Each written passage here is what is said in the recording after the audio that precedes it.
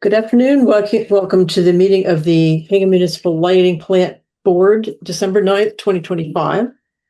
This meeting is being held remotely or in person as an alternate means of public access pursuant to Chapter 2 of the Acts of 2025 and all other applicable laws, temporarily amending certain provisions of the open meeting law.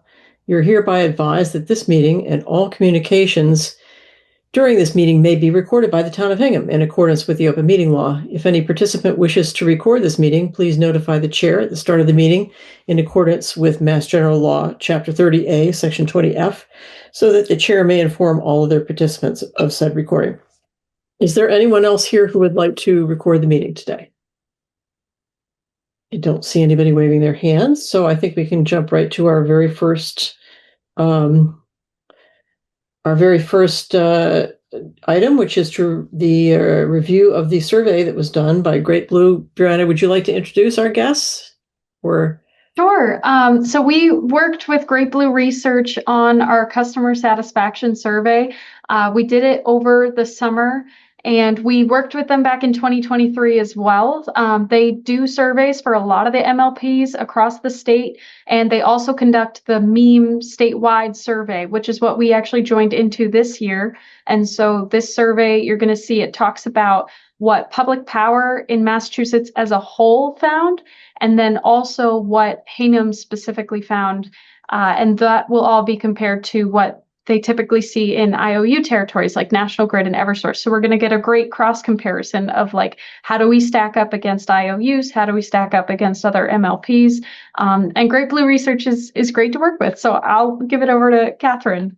Awesome. Hey, great. Welcome everybody from Great Blue Research. And I'll just mention that, of course, we would love to have these slides when you're done. Okay. Yes, thanks. Absolutely. Can everyone see my screen? I'm not sure if I shared it the right way or if I shared my entire screen at the beginning. So we will go ahead and dive right in. But just wait one moment. Could you roll back to the first? Yeah. It says confidential and proprietary, but this is a public meeting. So when you show this here, this becomes a public document. I just want to make sure you're aware of that. Okay, thanks. Totally fine. And this can also be shared too if it hasn't already on, Hingham's website or HMLP's website.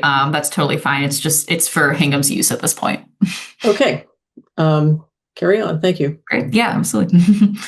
All right. So just brief overview of this study, and Brianna did a great job teeing me up. So I will go through this quickly. But, like she mentioned, we did conduct this survey back in 2023, a very similar one. So you'll see a lot of questions in the survey. We have some comparison data to what we did a couple years ago, and some really positive trends that we're going to be showcasing, as well as some comparison data to how HMLP compared to the rest of Massachusetts, both among other munis as well as IOUs in the state.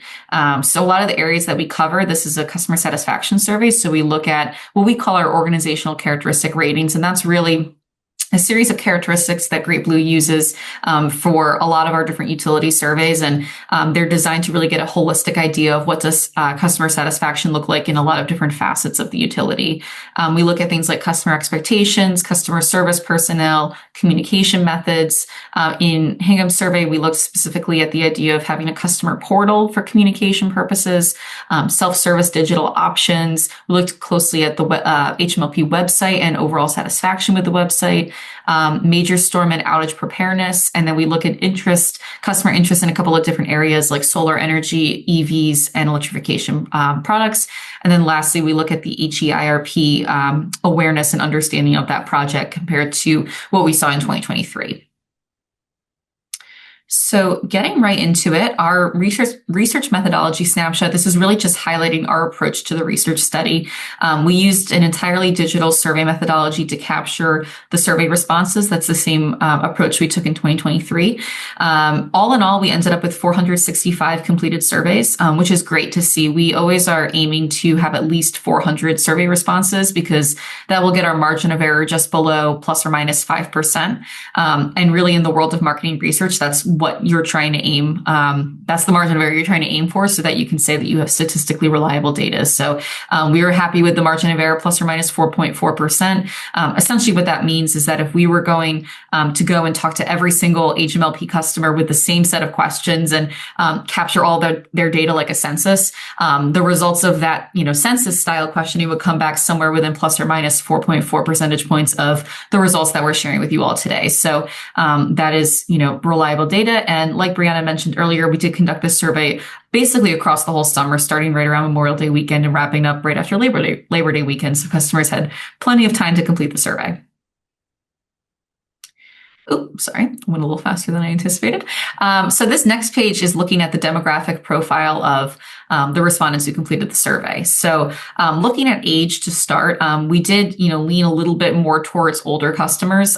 This is really typical of what we see with a lot of our surveys, not just to other, municipal utilities in Massachusetts, but we see this in a lot of surveys where we have, a stronger response from a lot of the customers that, have potentially been a customer for a while, as we saw in the survey, and, feel more inclined to complete the survey. And really, one of our goals for the next time we do this survey is to try and capture more responses from younger customers, because obviously we want their input as well. It's sometimes a challenge to reach those customers, even though it's a digital survey methodology. Looking at gender, we had a relatively even split between male and female respondents. Income range was pretty varied, leaning more towards higher household incomes, and always normal to see prefer not to say being a higher percentage for an income question. Length of time as a customer, as I alluded to, corresponding with age, we saw a lot of folks who have been in the community for 30 years or more completing the survey. So that's just something to keep in mind as you're viewing the results today. Number of children in the household, a lot of households that don't have any children at home, some with one or two children in the household.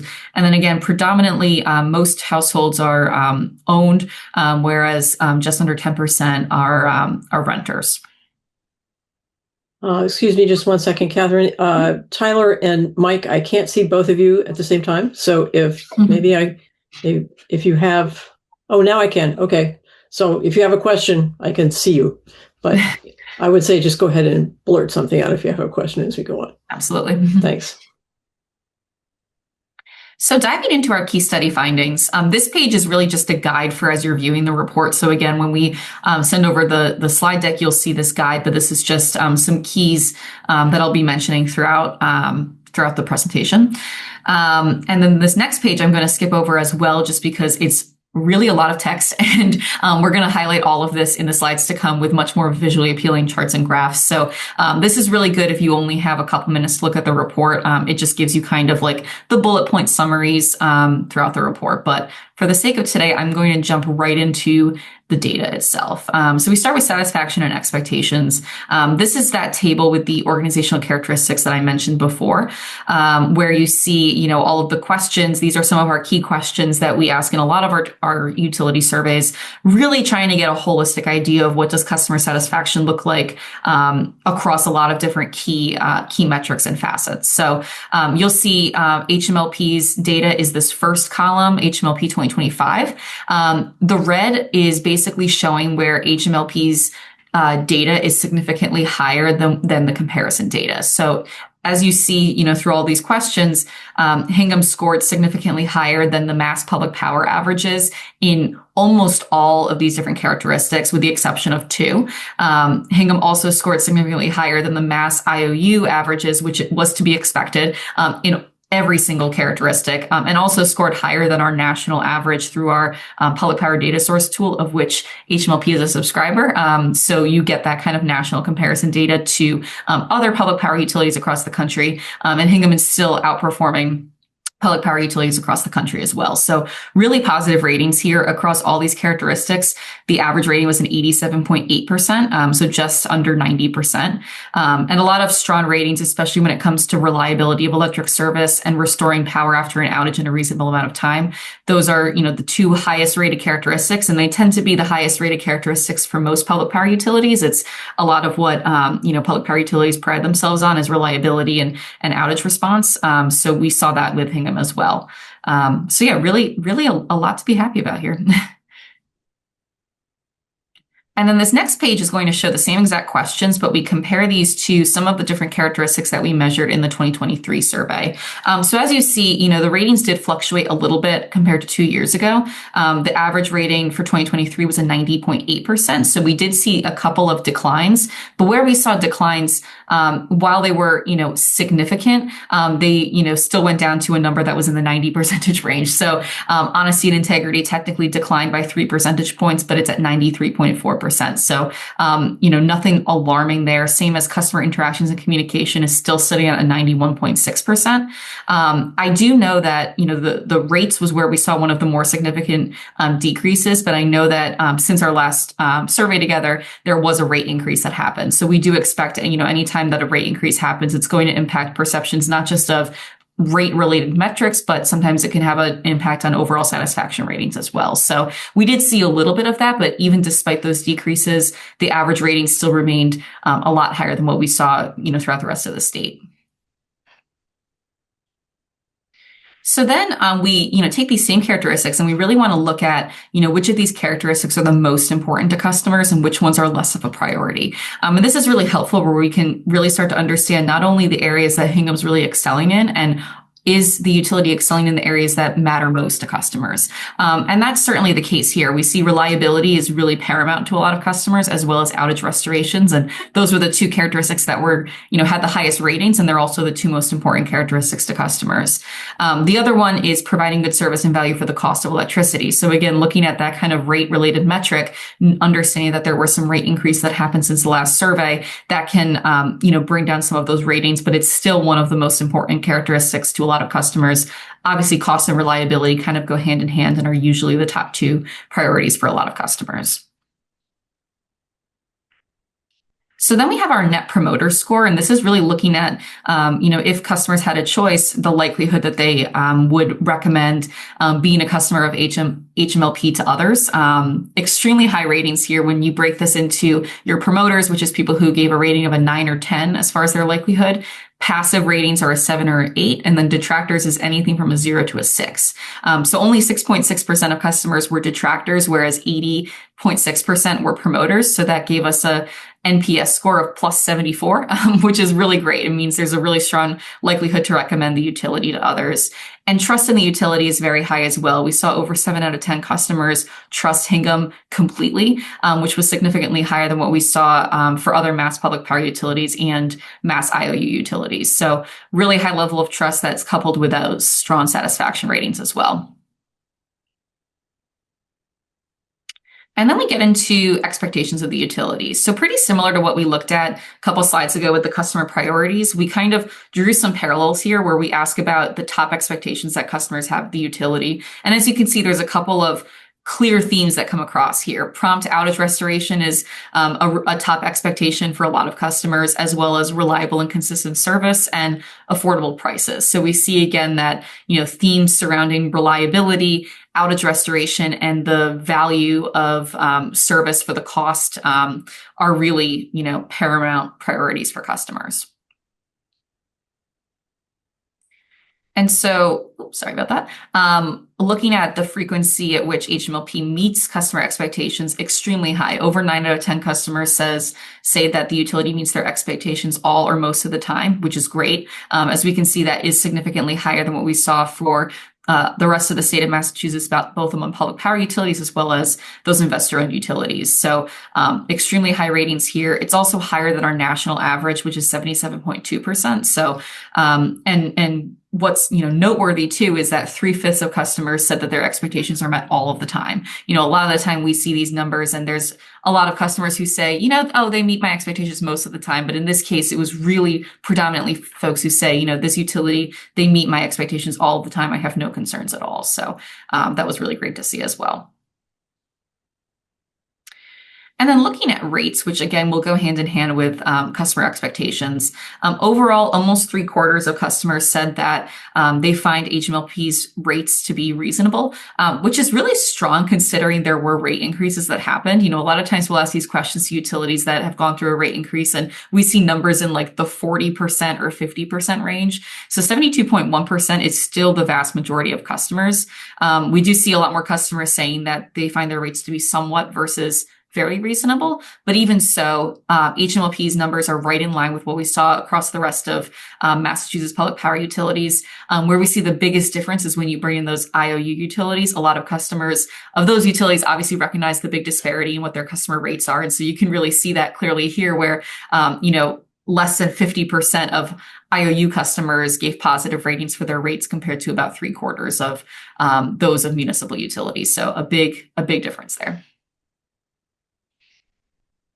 And then kind of wrapping up this section, we have another metric that we call a net positive score, not to be confused with the net promoter score from a couple of slides ago. The net positive score is really getting a sense of the type of relationship that customers have with their utilities. So we ask customers to classify themselves as either a less than satisfied customer, a loyal customer, or an advocate of the utility.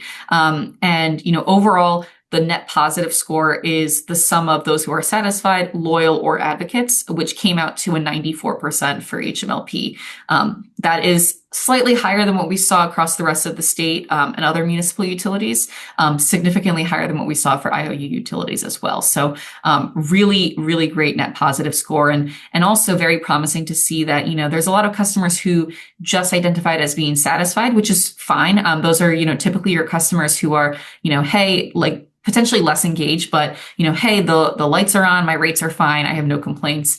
Whereas your loyal and advocate customers are really your more engaged customers, and that's where we're trying to drive more customers to be. But it's really promising to see so many customers, over a third being loyal to the utility, almost a quarter saying that they openly advocate for the utility. We don't usually see ratings that high for other municipal utilities, even when the net positive score is so high. Usually there's a lot more customers who are just satisfied versus being loyal or advocates. So that's also a really positive finding. Just to hop in with a little bit of context too, HMLP won an award this year for its satisfaction rates. So after we did the survey, we won the Public Power Satisfaction Award among other MLPs. So I just wanted to throw that in there that, like, as Catherine talks about, we did have a really high positive rating, and APPA recognized us for that. Thank you.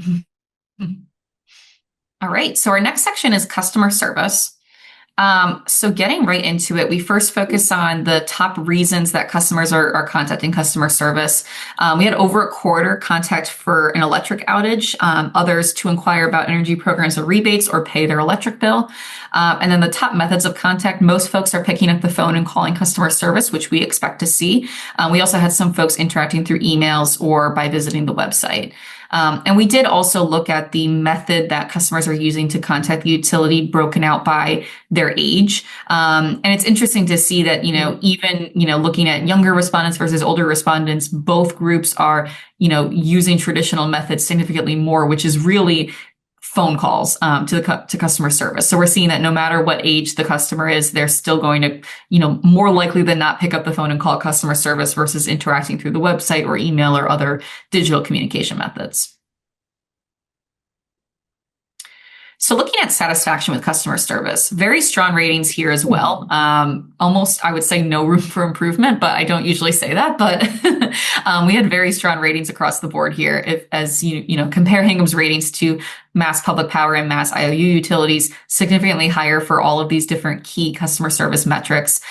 Specifically high ratings when it comes to being courteous to you and treating you with respect. 98.3%, can't get too much better than that.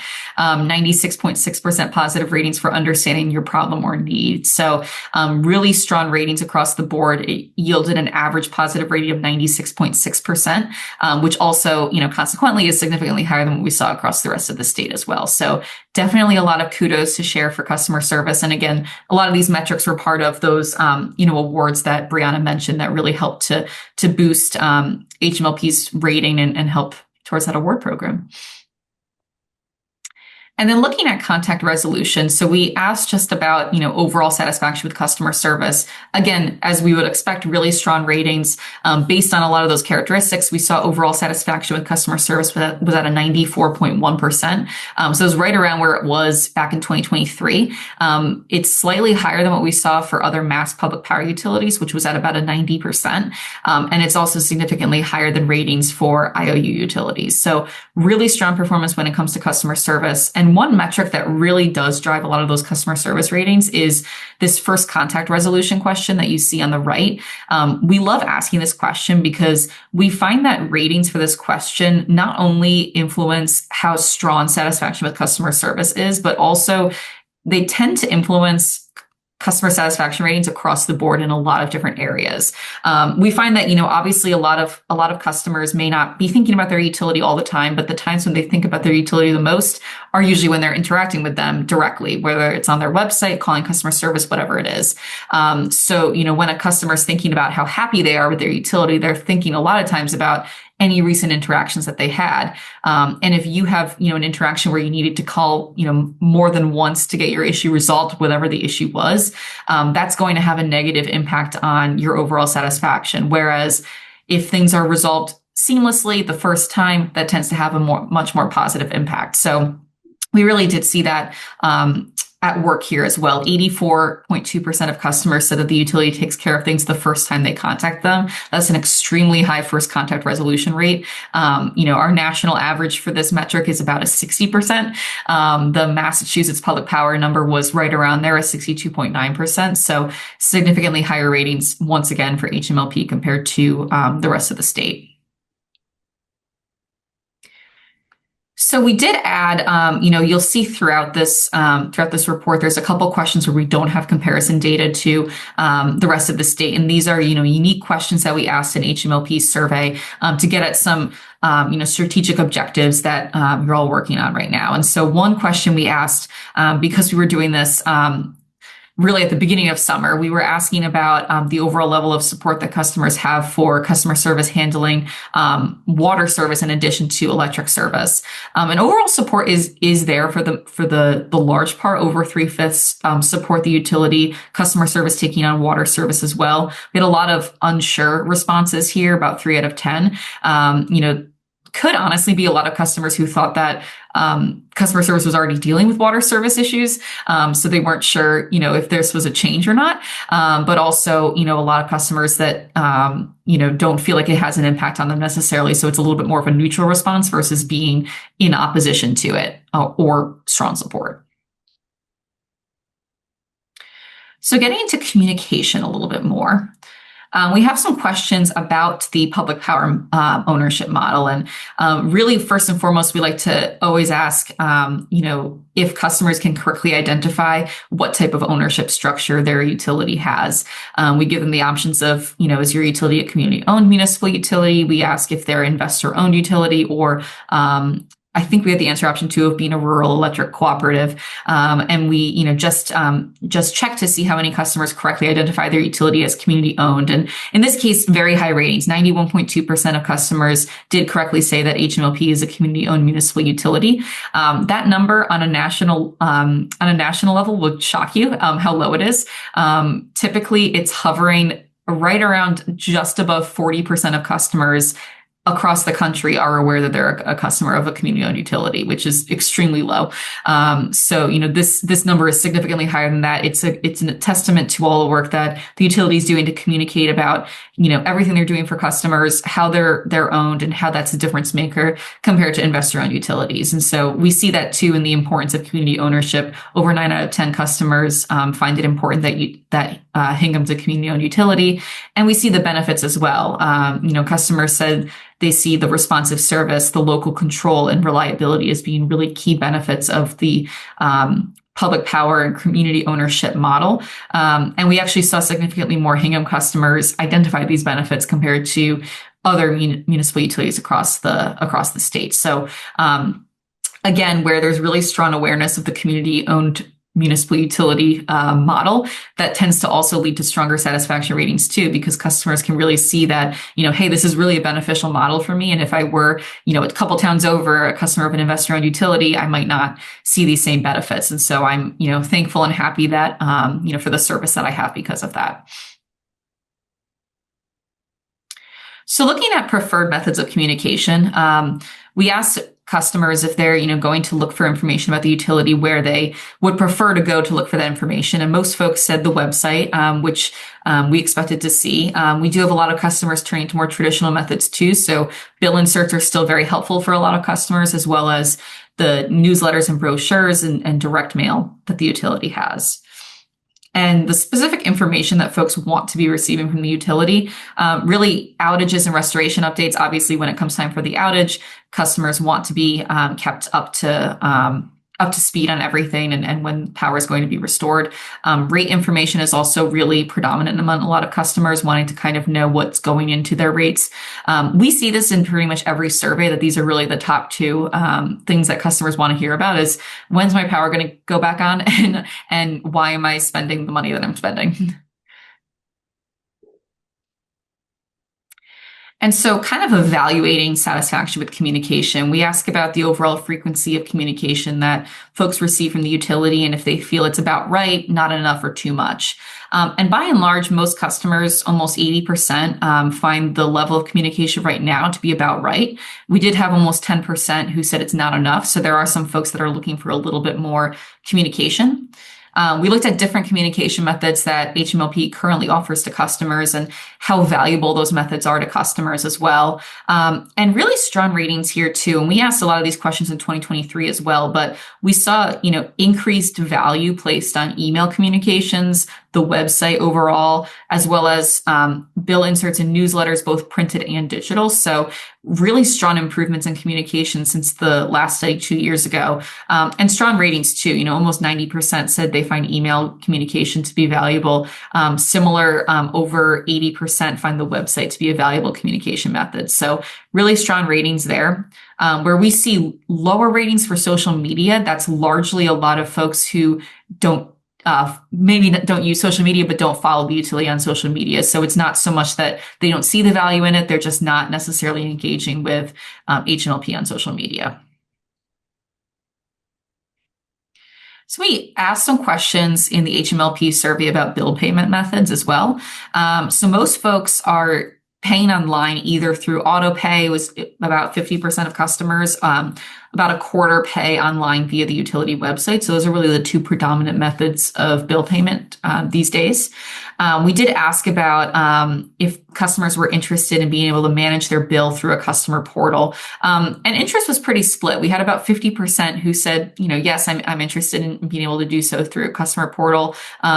Others were not interested or were unsure and probably need a little bit more information about what this would entail, what the customer portal looks like, how easy it would be to use, things like that.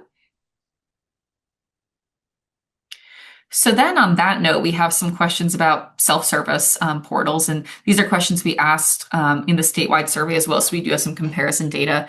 We ask overall how important it is to have these kinds of self-service digital options like the website, email, text, ways that you can interact with the utility without having to speak with a live representative. And overall, about 7 out of 10 customers do find these self-service options to be important to them, which was significantly lower than what we saw in the statewide survey. But a lot of this has to do with age. When we tend to see a lot of older customers taking the survey, they tend to not care as much about self-service options, whereas a lot of younger customers, this tends to be one of their top priorities. So age definitely does have a little bit of an impact here as well. But despite that, we do have some questions where we ask about, rating the HMLP website on the ease of understanding content, the ease of navigating the website. And we still saw very strong ratings here, despite digital tools not being as important, the satisfaction with these tools is very high as well. So looking at the website more specifically, we asked customers how often they typically visit the HMLP website. And we had a lot that say that they would visit a few times a year, 36.3%. So it's probably a lot of folks who, visit maybe on a monthly basis to pay their bill, check some information out, but they're not, necessarily accessing it a couple times a month or more frequently than that. We did also have about 50% of customers who said they rarely use the website or they never do. So that's a lot of folks who are interacting through more traditional methods like, bill inserts and direct mail and getting a lot of their information that way instead. Plus, you have a lot of folks who are set up with auto pay, meaning, while they are paying online, technically, they're not actively going to the website to pay because they probably set up auto pay and left it. So that, factors into that as well. But satisfaction with the content on the website, what we did here is we removed a lot of don't know, unsure options, answers because those are a lot of customers who probably don't visit the website very often. So we really wanted to look at those who actually gave a rating. Of those respondents, 95.1% were overall satisfied with the content on the website. So extremely high ratings for the website, despite some customers not using it as frequently. So more on self-service, we asked about, what other information folks would like to see on the website that's, maybe not currently there that they'd like to see additional information about. So rate information, like we saw earlier in the survey, this is something that a lot of customers want to see information about on the website, as well as energy conservation programs and services and more education on energy topics overall. So getting into our major storm response questions. Overall, we look at the outage communication that folks receive if they've had any power outages with Hingham and whether or not it meets their expectations. So strong ratings here. Just over 3/4, 78.5% said the outage communication they've received meets their expectations all or most of the time. So it's right in line with what we saw for the statewide survey among other muni customers in Massachusetts, but it is significantly higher than what we saw for IOU utilities as well. And then when we look at the outage restoration time overall, really strong ratings here. Over 9 out of 10 gave positive ratings for how acceptable they find the outage restoration time, which was significantly higher than both Muni and IOU ratings across the rest of Massachusetts. Now getting into energy efficiency. So we have some questions where we look at smart devices, smart home devices.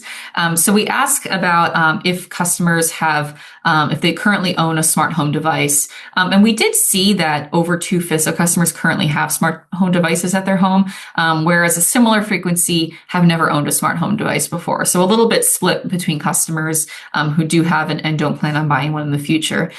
Similarly, for programmable smart thermostats, almost 1/3 currently own and use a smart thermostat at their home, whereas almost half don't have plans to buy one in the future.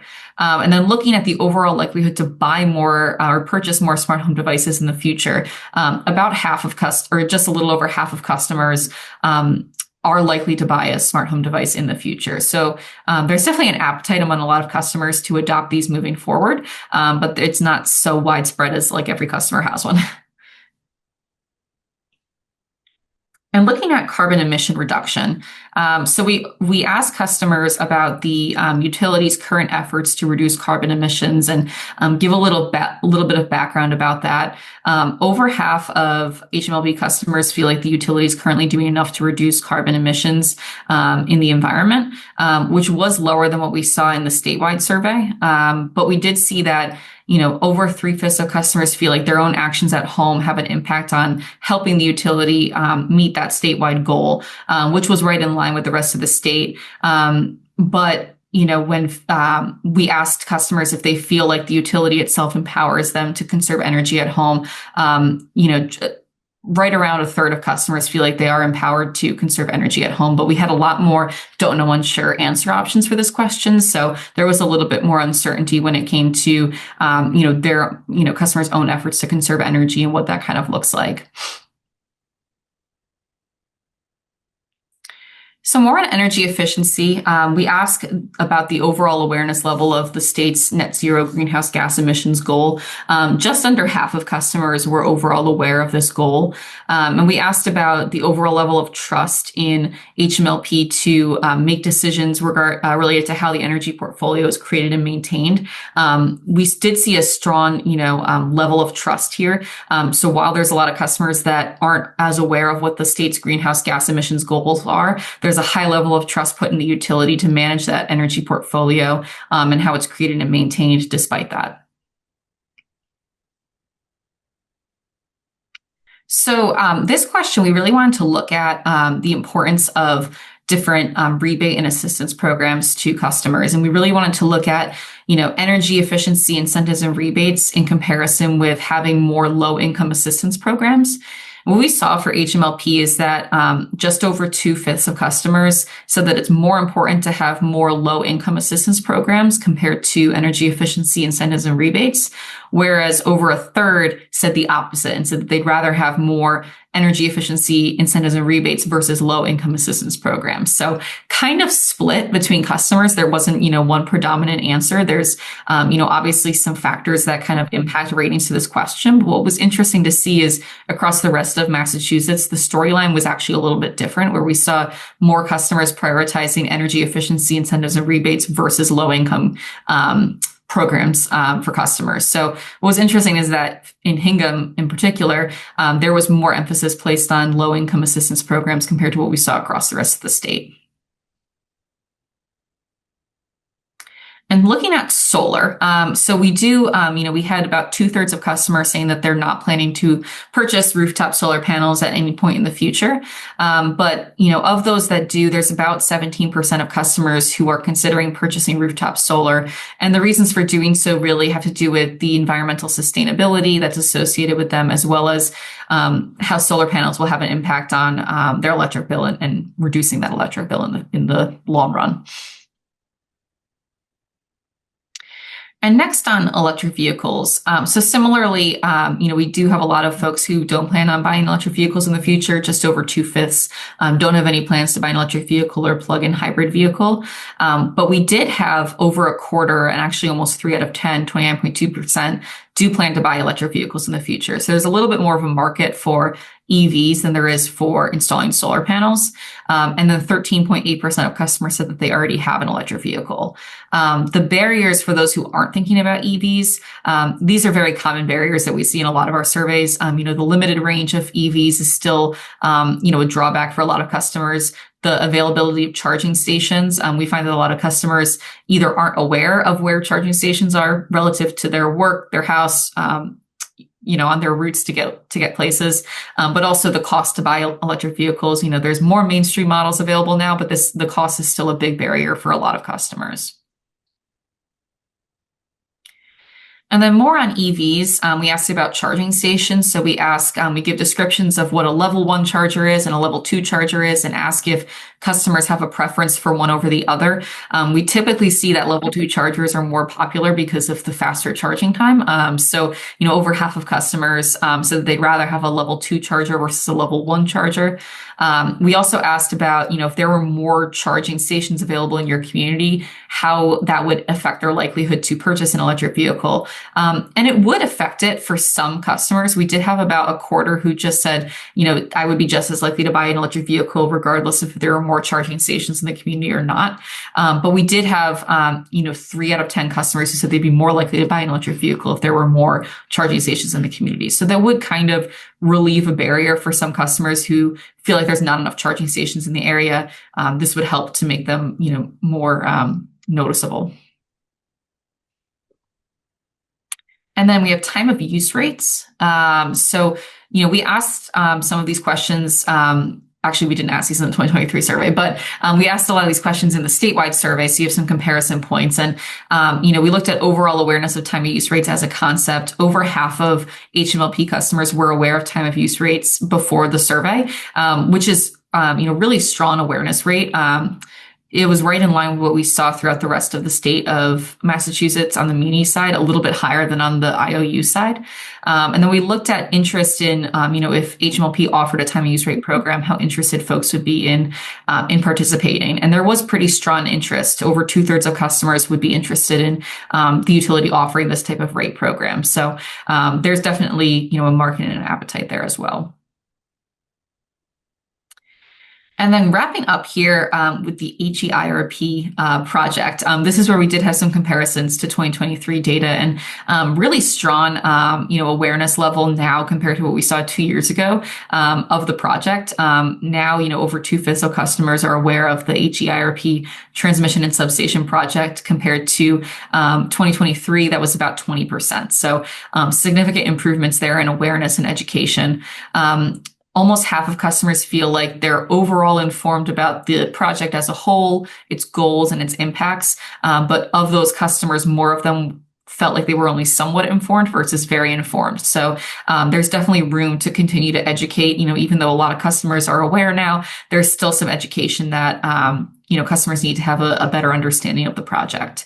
And that kind of brings us into our next, area, which is looking at what kinds of information folks need to know about this project. And most folks are looking to have more information about the overall cost impacts. Obviously, folks want to know how it's going to impact them and if it's going to impact their rates at all, and costs to the city as a whole. And then also looking at, timeline and construction impacts. And again, how is that going to impact them in the town as well? And how it's going to improve the overall reliability of their electric service as well.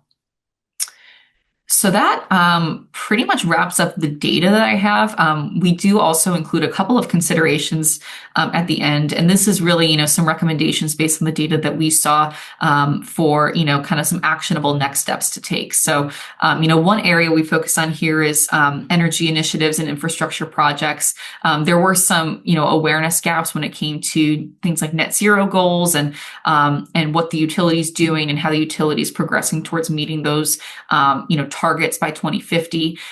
So, we gave some recommendations around communication, surrounding, the utility, its goals, its actions towards achieving those net zero contributions.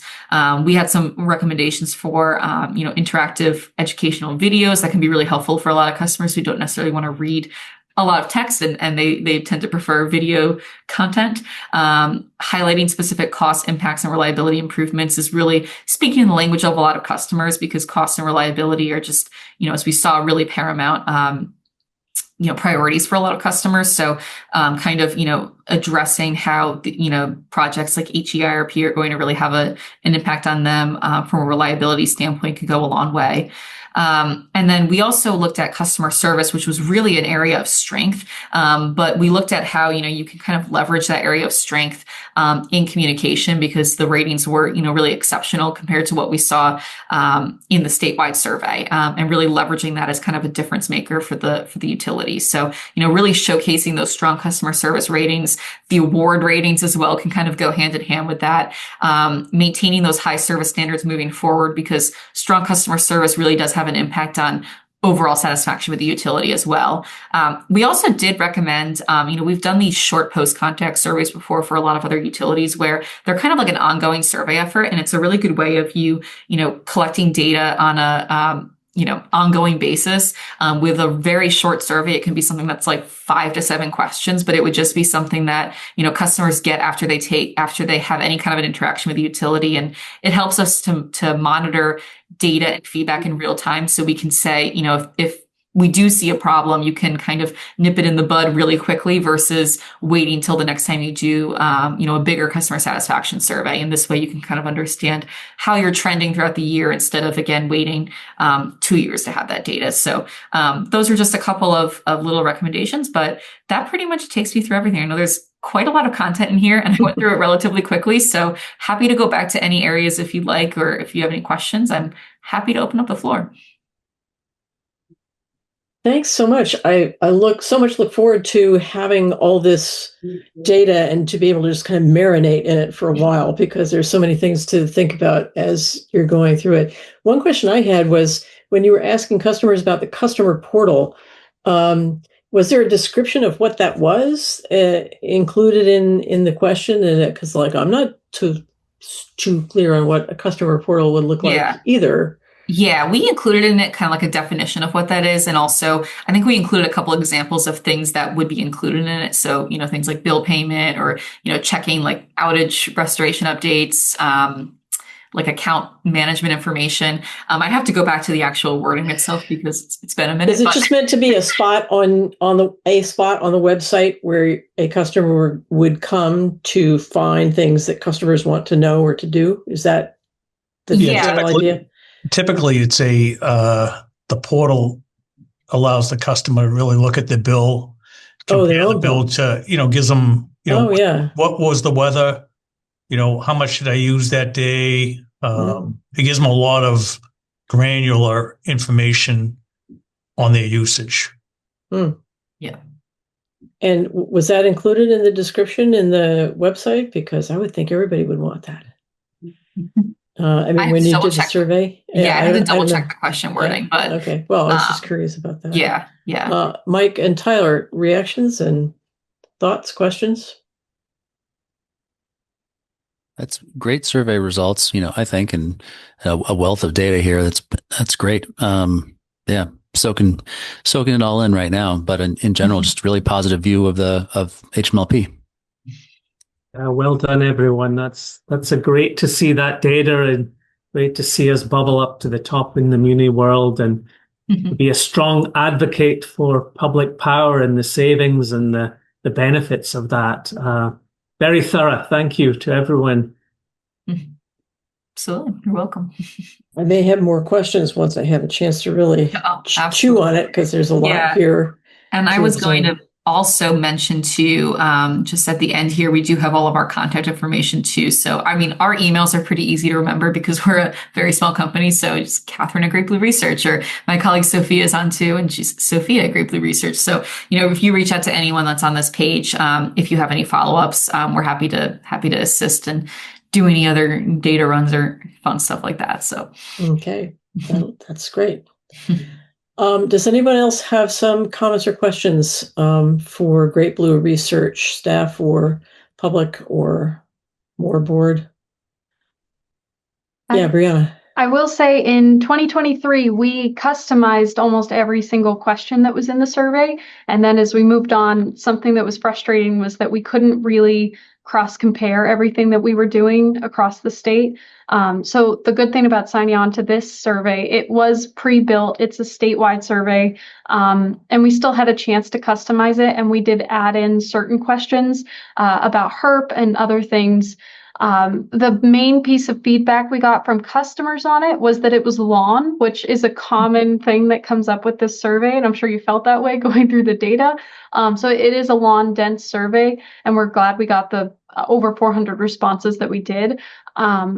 We've talked to Great Blue about it and to see if there's ways that we can simplify it in the future. But generally, when you get a chance to go through the data, there is just so much that we now have that we can use, which is helpful. And we'll be posting this up on our website as well, like we did with the 2023 survey.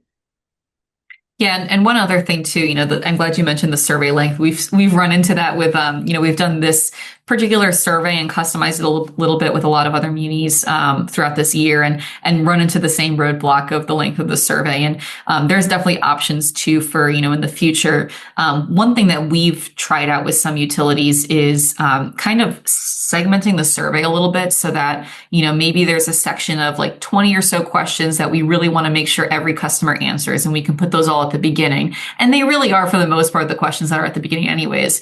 But then we can give customers the option once they, reach the end of those 20 questions, do you have time to, answer some more questions, or would you rather, wrap up the survey and just answer a couple questions about yourself or demographic questions and end the survey? And so that way you're giving customers the option to take a truncated version of the survey and still getting a lot of valuable data, but then inviting customers to complete the entire survey. And what we've seen, I've done this a couple of times with other utilities, and what we've actually seen is more customers opt to take the full survey, but they like having the option to back out if they're on a time crunch or they just don't care anymore to take the whole survey. So that's always an option we can look at. And the other thing that we do have with the survey that we'll continue doing is having that save and continue function, so that if someone does get halfway through the survey and they've been doing it for a while and they have to go and they get pulled in another direction, they can click save and continue, and it will basically email them a new link to the survey to pick up where they left off, so they don't have to start from square one. They could just pick up at whatever point they were at in the survey. So that helps a little bit with some of those issues. And I think it helped with our response rate too, but we can always look at some other ways to, shorten some questions or just make sure we're asking the most important questions versus everything. Yeah, Catherine, I've got one question. Can you speak to the breadth that you covered the 40 munis in Massachusetts? Yeah. So, we, in the statewide survey approach, we use, not sure how familiar you are with online survey panels, but we use online survey panels to collect a lot of our data. And that helps ensure that we're reaching a wide variety of zip codes and towns throughout Massachusetts, instead of just reaching, a couple utilities that give us their contact lists. So, doing so, these are folks who have said that they want to take surveys, and they do get paid a very small amount, like $2, I think, to take a survey. But it allows us to send the survey out to a bunch of different zip codes that we're targeting. So basically what we did was we targeted, we know which zip codes are serviced by munis, which ones are serviced by investor-owned utilities, and we target those different separately. And then we were aiming to hit a certain quota for each of them so that we can make sure we've got the same amount of representation from investor-owned customers as well as public power customers. And those numbers were, we had 400 public power customers and then 400 from investor-owned utilities. So the investor-owned utilities is just going to be broken out between like National Grid, Eversource, and one other one? Unitil. Yeah, I was like Unitil. Yeah. I'm in Connecticut, so I have some of the same utilities and some not. But the, munis are going to be split among those 40 and not necessarily like equal proportion for each utility, but it tends to section off based on the customer count within certain utilities. So we know that some of the munis are a little bit bigger, so we end up with more survey responses from those. And we ended up having participation from every single muni, but some of them only had like a handful of responses if they're smaller ones.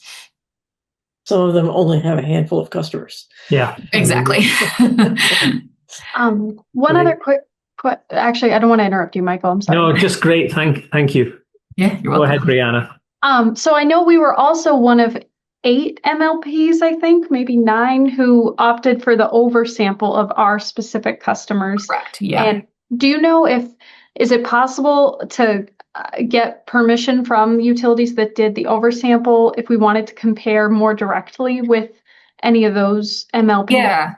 What we'll probably do, and actually, I'm not sure if you're going to be at the meme like luncheon on Friday, but I'll probably have more data on that then. But usually what we do is we show like at least the organizational characteristics broken out by utility. And then I basically blind everything at first. And then if everyone gives permission to show their data, I have another version that has all the utility name data. So I'll have both up my sleeve and we'll see if anyone objects. But the memes tend to score so high that no one's usually like, I don't want people to see my data. So I should have more, at least from like an organizational characteristic standpoint. I think for anything besides that, I'd probably have to reach out to the utilities and see, but I should have that on Friday too. I'm not sure if you're going to be there or not, but I'll be there. Thank you. Great. I'll see you then. Okay, unless there are any other comments or questions, then we will thank our friends from Great Blue Research, and we'll no doubt see you again. Yes, for sure. Thanks very much. Pleasure speaking with you all today. Thank you. Very appreciated. Take care. Great. So the next item on our agenda is to hear from Brianna about some research she's done on income adjusted rates. We're in the middle of our process of considering the size of the income adjusted rate relative to the regular rate, and we asked for some more information, and I think you put some together for us. So take it away, Brianna. Would you like me to share my screen to the spreadsheet, or if it's valuable? Yeah, I mean, that might be the easiest way. Yeah. Okay, I'll share it while I talk through it. So on a couple of months ago on the board meeting, the income adjusted rate was brought up and whether the amount we currently have should be raised. Right now, we offer approximately 15% of a discount on certain parts of the electric bill. So I started looking through all of the different MLP websites and rates to see who's offering income adjusted rates and what those look like. On this list, I have Belmont, Concord, Holden, Middleborough, North Attleboro, and Reading. Now, I was able to speak with almost all of these utilities except North Attleboro to confirm what their amounts were. It sounds like they have adequate participation among them. The 2 highest income-based rates were Concord and Belmont. So Belmont offers lower components as we do. They equal approximately a 30% discount, although they don't advertise it as like 30% off your electric bill. And they do waive the customer charge with that, which is adding to the approximate 30%. So it would depend on— That's on top of like a 30% kind of kilowatt hour charge, or that you feel like that's included in the 30%? I believe it's included in the 30%. So I think that based on a customer's usage, that could change dramatically, but I think it could be up to 30%. And that they had said it's about 30% for the average of the customers on the bill. And then for Concord, they offer a discount on the first 657 kilowatt hours. And that discount for somebody who's only using that amount is on average 63% of their electric bill. Although in Hingham, at least, we know a lot of our customers have bills that are higher than that. So I think that percentage of a discount would go down as they exceed that kilowatt hour amount. And then the other ones were relatively small. So Holden, it's just waiving the customer charge, which is $5. In Middleborough, it's a 5% discount. North Attleboro, I couldn't find it. It just said lower components of the bill. And then Reading has the customer charge waived as well, although their customer charge changes per month. So I couldn't lock down a percentage on that. But otherwise, I couldn't find any other rates among the MLPs. There were a few that indicated they might have one on a meme survey that we conducted. But when looking into it further, I just couldn't find anything on it. So that's the gist on that. And then I did also break out who's offering income-based rebates, because I know sometimes in addition to offering a discounted rate, some MLPs prioritized multiple pathways to connect with these low-income customers. And so Belmont, Concord, Middleborough, and then Taunton, Shrewsbury, and Ipswich all offer income-based rebates, and it's usually enhancements on their incentive program. So that's the gist of that. I included a couple of senior citizen rates that I found, but that's not really, I didn't really look into those deeply because I wanted to just focus on income-based rates. Mm-hmm. I think as usual, it's all very different from itself. With MLPs, it's always that way.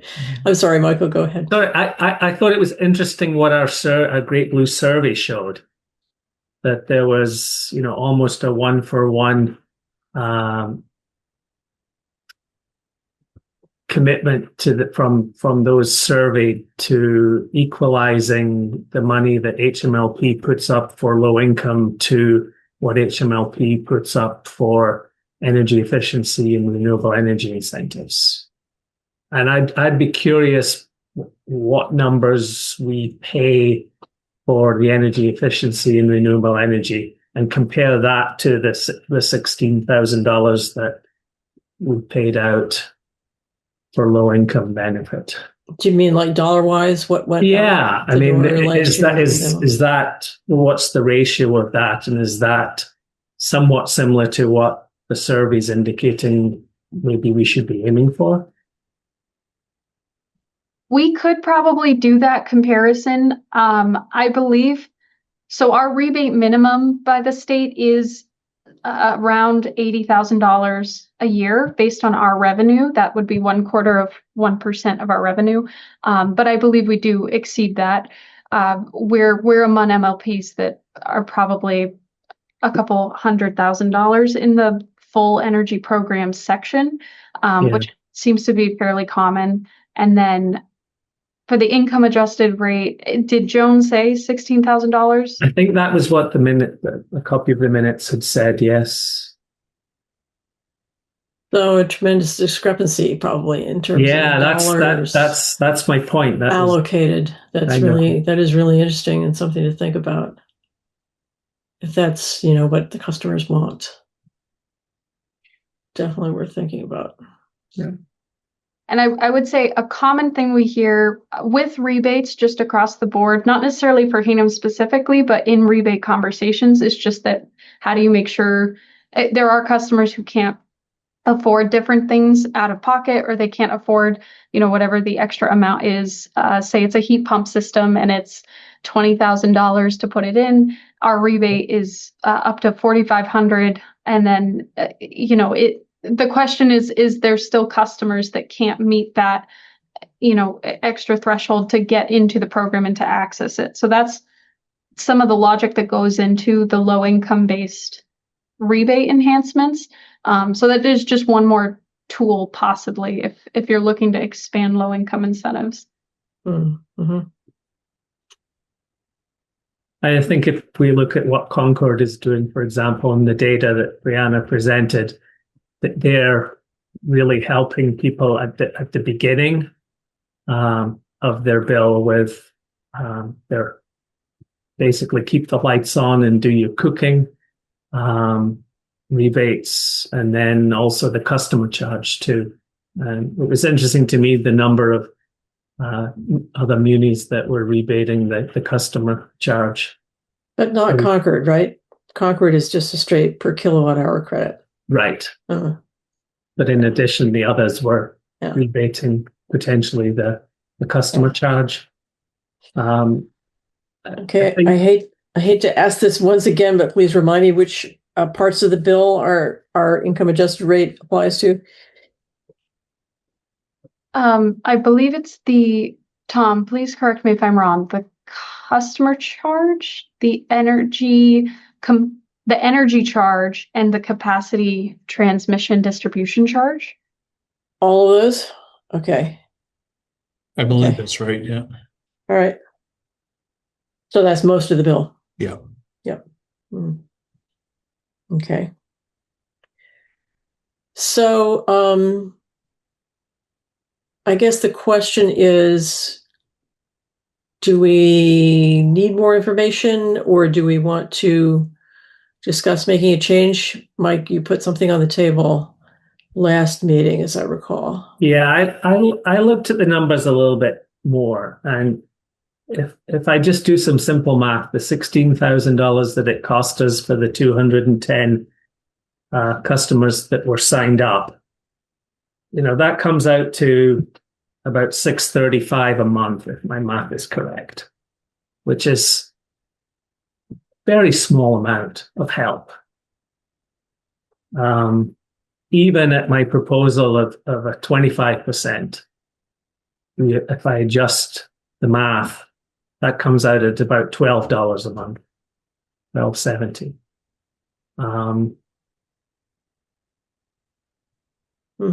Those are the rough numbers. I know it's going to be different per customer, but if I take that as an average, it really doesn't seem very much help for those that need it. I have to say that I see the appeal of Concord's approach of rebating the first several hundred kilowatt hours to help people pay for the electricity that they got to have. Yeah. And so, for people with larger homes, more electronic equipment, probably they're in a better situation being able to afford all that. But the lower income people, if they need help, it's with the very basics of just getting on with their lives. So as a rubric for how to do it, that has some appeal to me. I don't know. What do you think, Tyler and Mike?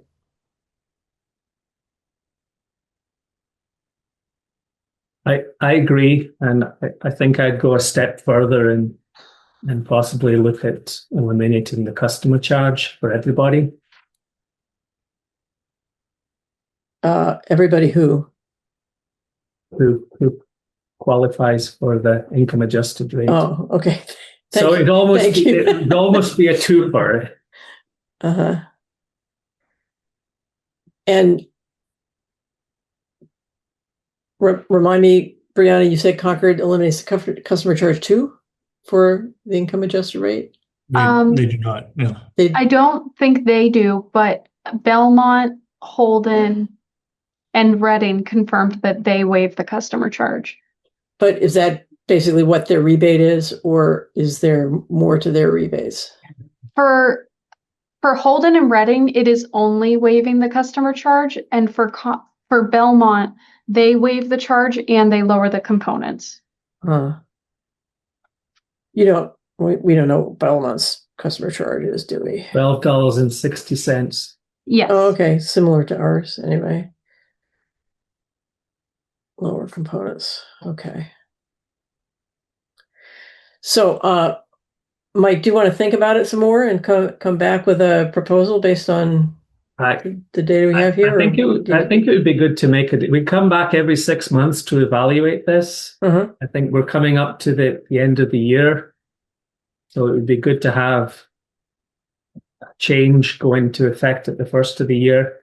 So I would propose, a similar discount to what Concord is doing for the first X number of kilowatt hours. And in addition to that, I would propose eliminating the customer charge. And I think that is consistent with what I'm seeing in the Great Blue survey presented earlier. So,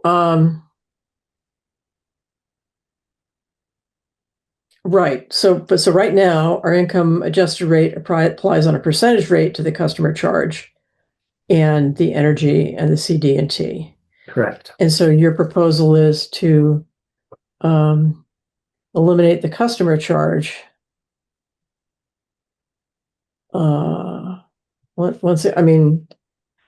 Would just love to see some numbers. I don't feel like I can have an opinion without seeing what the numbers are, what the impact. You did some great math there, helping us understand. What's the average? It's easy. You take the total number and the number of customers and divide it. Right. And doing the same for, what would it be if we eliminated the customer charge? And then what would you propose for the energy and the CD&T part of it?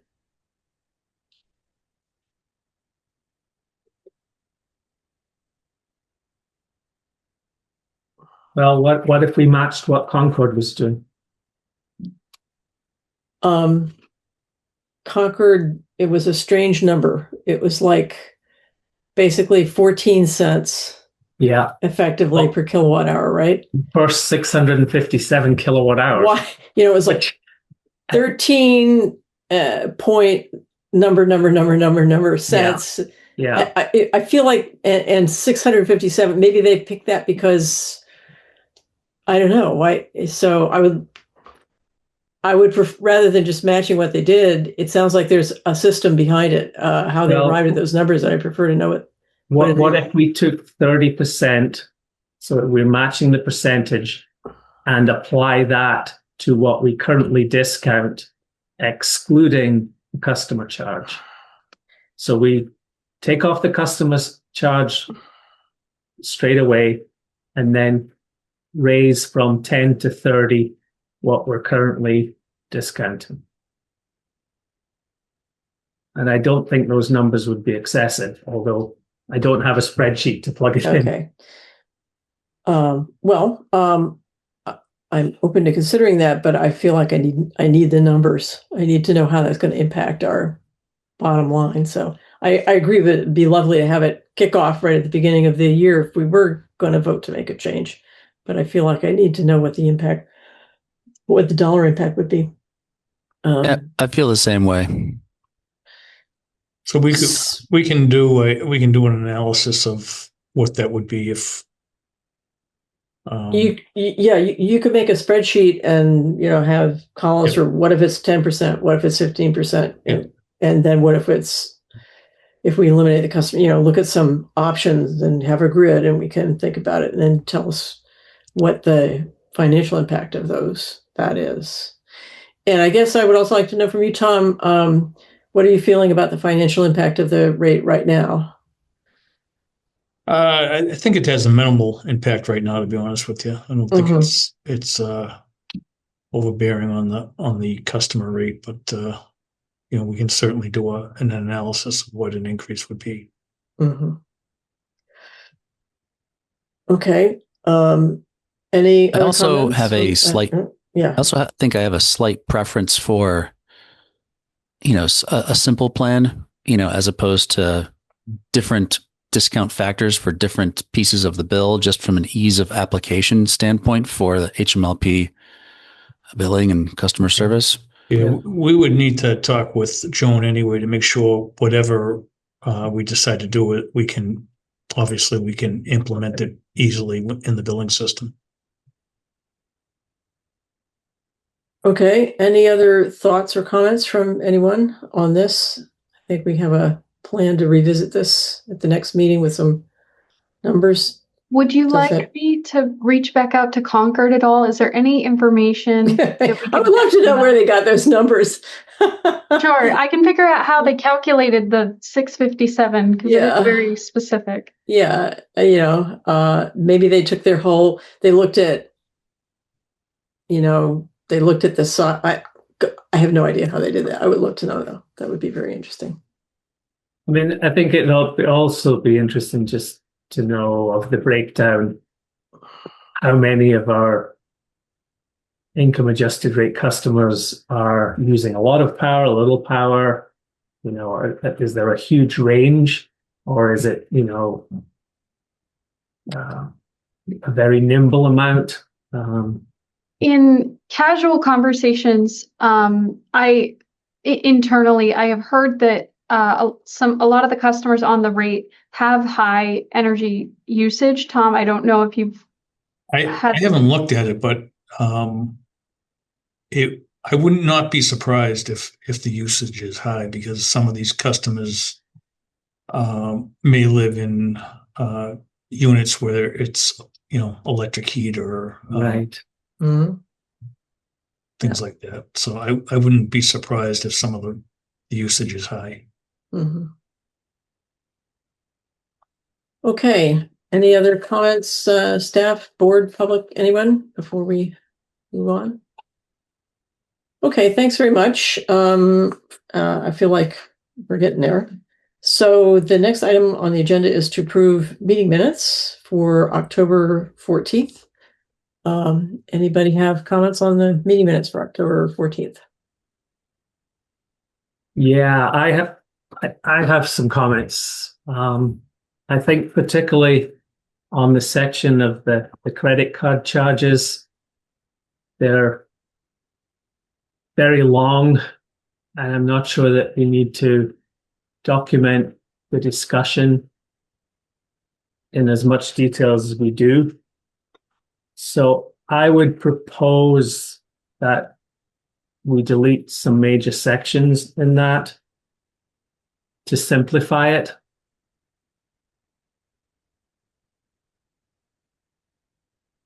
Okay. What would you like to? So if I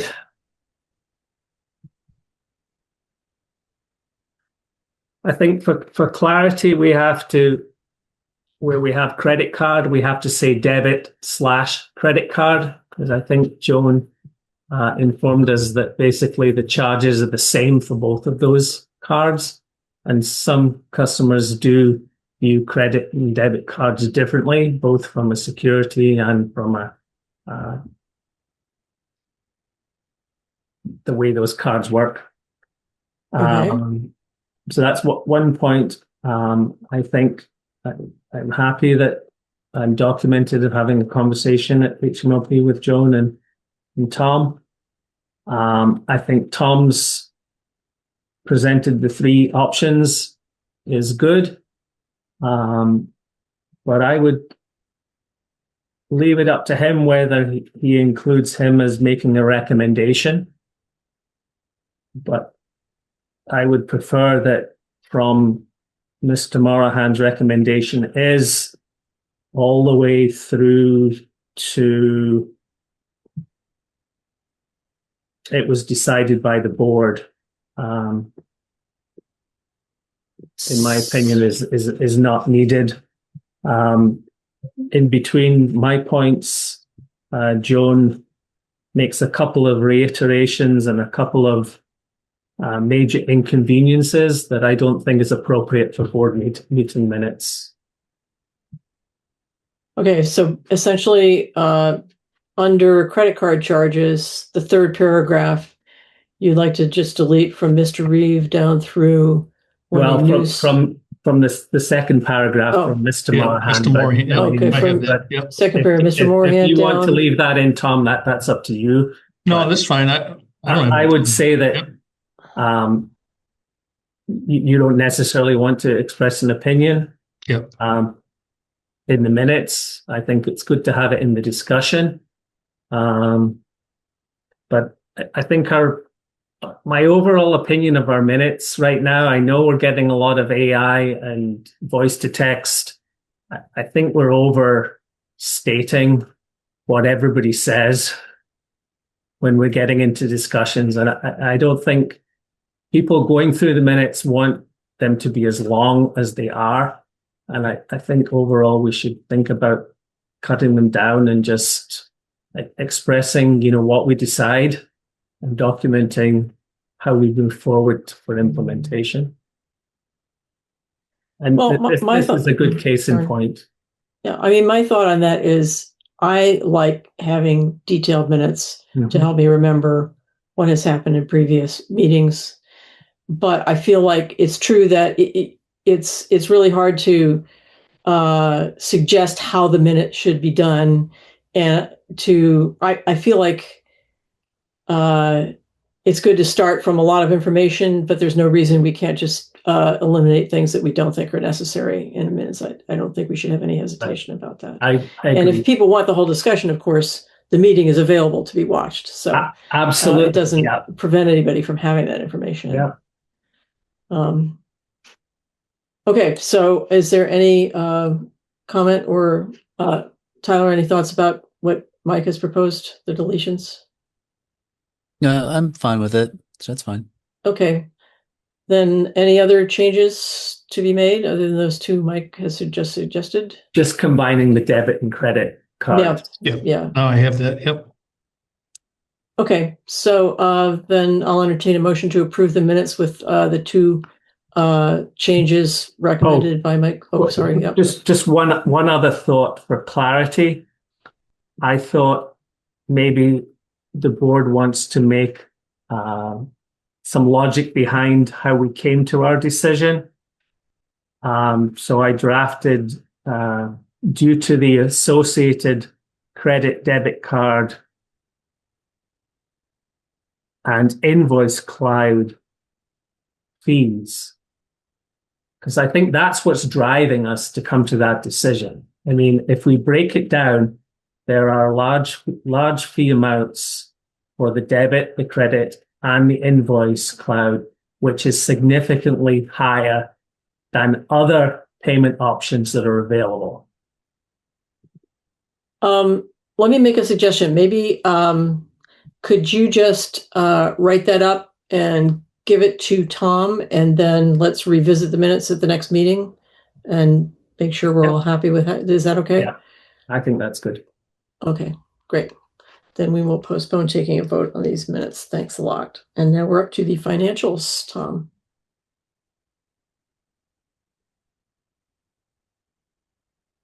Somehow I'm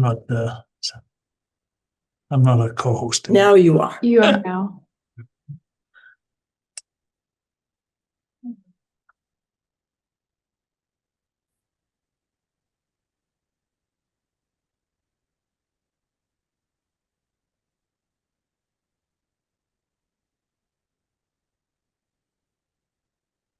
All right, our September was a cooler month than normal, and our net income was $723,000. Year to date, we're at 4.4 million, and as a result of that, we did lower the energy charge, and we were going to have that discussion today, but unfortunately, Joan's on vacation this week, so. Joan believes that we're going to be under the 8% that we need to be under at year end. And again, she's been on vacation for 2 weeks. I don't have the October numbers to see where we are right now, but we believe that at this point we're going to be below the 8%. Okay. And as soon as I do have the October numbers, I will send them out to the board. Prior to the January meeting. So did we already lower the energy charge? I thought it was after this meeting in September we lowered the energy charge. We did. Yes. Yeah. Yes, we did. Yeah. Because Joan said that the energy isn't costing us as much as it was. We based it on what the year-to-date E&E had for our energy costs. Mm-hmm. So, and that year-to-date number was higher than what we had spent year-to-date, I assume, than what we had collected. I mean, collected yes, on the energy charge. Yes. Okay. But the PCA is still at zero, essentially. PCA is still at zero, correct? Right. Okay. And that was the discussion we were going to have, is about going to a negative PCA. So yeah, that's fine. Yeah, we'll continue that to the January meeting. Okay. Any other comments, questions from anyone on the financials at this point? Okay, thank you. Up to the updates on the transmission line project and capital projects, Tom. Yeah, on the transmission line, we're waiting.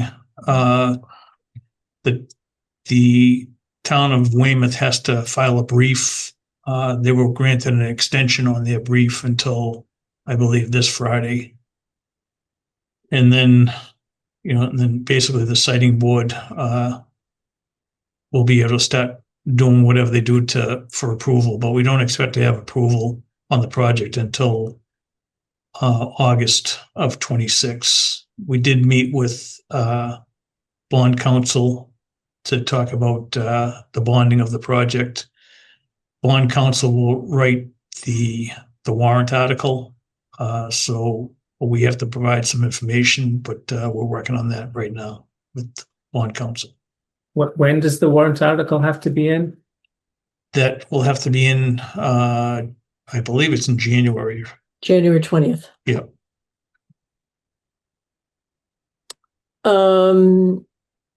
Is that that brief, whatever it was that Weymouth had to provide, is your impression that the last piece of information that the Energy Facility Siting Board needs to do I believe it is, and I think the siting board could come back to us and ask us to respond to whatever their brief is. Mm-hmm. But none of the other parties filed any briefs with the siting board. So it's only Weymouth at this point that we're waiting on the brief on. Okay. And obviously myself and Laura did meet with the select board and the advisory board to give them an overview of the project. And I thought that went well. And the select board and the advisory committee both had the first two questions were exactly the same. And one was, how do our rates compare with other MLPs? And so I sent them your slide, Brianna, on comparison after I didn't have that as part of the presentation. What was the other question that they asked that was? Is the rate going to increase? Oh yes, the rate going to increase. But we had covered that. I mean, we had explained to them rates will not increase, and but I just thought it was, that's what their job is, to ask the question, how's this thing going to get paid for? I don't think there are going to be any serious questions about the design of the project or anything of that nature. I don't think anybody's going to wade into that, but obviously their big concern is, how does it impact everything else that they want to be doing in the town? And can they recommend it based on everything else that's going on? So that's what they're going to be considering. I think that the key is going to be the PR side of conveying that we've already budgeted for this. It's already baked into our rates, and we're going to service that debt with our rate structure as it currently is. So it's not going to impact people's bills. And that's really clear to me, that we need to get that message out, particularly in hindsight of what we learned today from Great Blue. Mm-hmm. Yep. And anything else on capital projects happening right now, Tom? We did finish, I think we talked about last month, we did finish the insulator project on the transmission line. We do have an issue on one insulator. We have some interference that's coming from one insulator, so we do have them coming back on Saturday. We'll take the line out, de-energize one line to make sure that it's coming from that line, and then we'll do, if we need to, we'll replace that insulator. But for some reason, we have a noise coming from that insulator. Okay, great. Thank you very much. We're on top of it. Yeah. Okay, that brings us to the end of our agenda. Thank you very much, everybody, and I'll entertain a motion to adjourn. So moved. Second. All in favor? Tyler? Aye. Mike? Aye. Laura? Aye. Thank you very much, everyone. Thank you. Thank